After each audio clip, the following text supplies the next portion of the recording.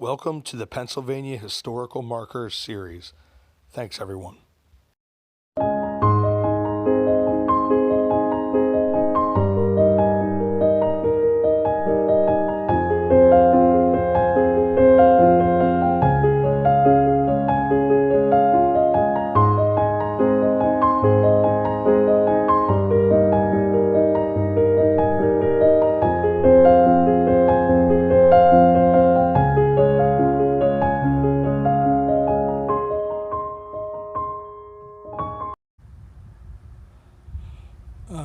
So you can see better from this side. We're at the Pennsylvania Historic Marker for the Pennsylvania State Police. This is right here south of, still in Hershey, but on the southern side of Hershey. We're right across from the sports field for Hershey Middle School and High School. This is the site of the first uniformed state police force of its kind in the nation, created by an act of the General Assembly, May 2nd, 1905. Signed by Governor Samuel Pennypacker. The force was formed in response to concern over labor and capital unrest, especially the anthracite coal strike of 1902, which will either have that video out from Colleen, is a Shenandoah, is where part of the strike. It was a huge strike, but they had in Shenandoah, there was a pretty big strike there as well. 1902.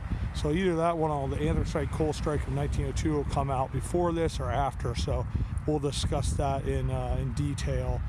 At this site, which would be right here, the state police established its first training academy in 1924. Cadets were trained here for 36 years. That would be until 1960, until a new academy was built north of Hershey. And that's actually a pretty cool site where the Hershey corporate center is, and their data center is right up there. It's up on the hill above Hershey, north of Hershey, where they have that. And you'll see them coming out with their horses, riding their horses and things like that. It's a pretty cool place. They actually have a museum for the state police as well. So we'll have a little bit more information here in a sec, and maybe show you some old pictures of the old training site and that type of stuff.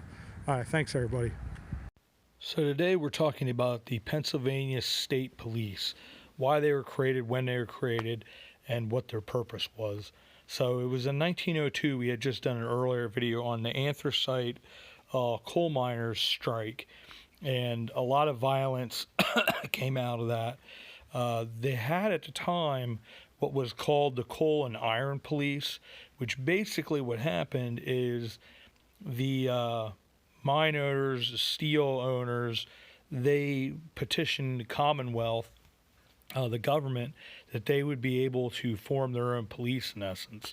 So I guess it was like for $1 they could get a commission to have somebody as a legally represented police officer. A lot of these positions went to like hoodlums, thugs, and basically these police, quote unquote, became in essence the brute force that would basically do whatever the mine operators and the steel operators wanted.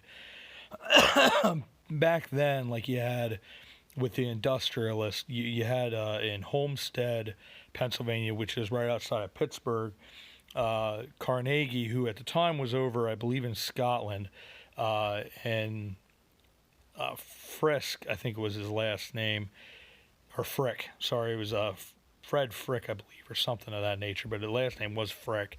He was the president of the Carnegie Steel.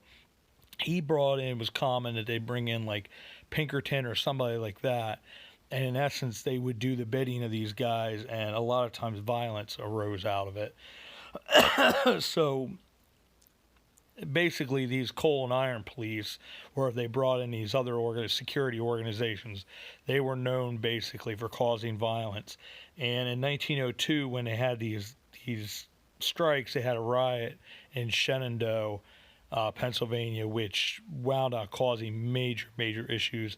A couple people got killed, but a lot of times these coal and iron police would instigate a lot of things.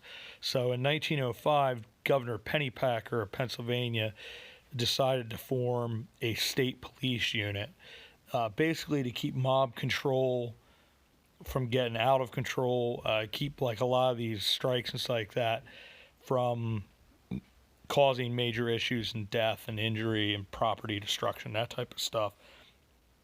Basically, because to that point, a lot of these groups, like the Molly Maguires was a great example of guys being railroaded by these companies.